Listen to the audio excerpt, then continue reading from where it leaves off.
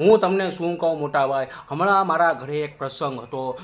મારા નાના ભાઈનો પ્રસંગ હતો. એમાં મારી ઘરવાળી બ્યુટી પાર્લરમાં ગઈ ને મારો છોકરો 3 મહિનાનો, હું તમને શું કહું, હવે એ રોવા ઉપર ચડ્યો. એ તો ચૂનાવાટા કરાવતી હતી બરોબર ને. છોકરાને તો મને ફોન આવ્યો તો હું છોકરાને લઈને બહાર આમાં રમાડતો હતો. તો એમાં એક જાણો આવ્યો, ઓ હોય કે અબ્બા તમે અહીંયા શું કરો છો? તો મેં આમ બોર્ડ દેખાડ્યું. મેં કહ્યું આ બોર્ડ દેખાય છે, આ ગેરેજના અંદર મારી પર્સનલ ગાડી આવી છે એને રિપેરિંગ કરવા. ઓહો, તમે તો બહુ મોટા આંદોલન કરો ને, બ્યુટી પાર્લર બંધ કરાવવાનું આંદોલન કરો ને. મેં કીધું મોટા ભાઈ, આંદોલન રસ્તા ઉપર થાય, આંદોલન મેદાનમાં થાય, પણ આંદોલન ઘરમાં ના થાય.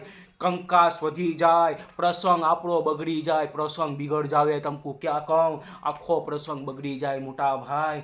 એટલે આંદોલન બહાર જ કરાય, ઘરમાં ના કરાય. બાયરીનો ત્રાસ તમને કહું, એ આપણે એને ના પાડી દઈએ તો આપણો ટાણો બગાડી નાખે. એના માવતરવાળા પાસે જ બેહે, એના માવતરવાળાને આમ કે આ મોઢું ચડાવીને આપણા માવતરવાળાને ના બોલાવી ના કરતા ઘરમાં કાંઈ ડખા કરાય નહીં. આપણે નિયમ કરી લીધું છે કે ઘરમાં કાંઈ નહીં કરો. આપણા વાળા જ કોઈ સાથ ના આપે તો બહારવાળા શું આપે? આંદોલન કરશું આપણે ધીરે ધીરે. પેલા ઘરની બાયુને સમજાવવી પડશે કે ચૂના વાટા ના કરો તમે. આબરૂ જાય છે મારી, આબરૂ.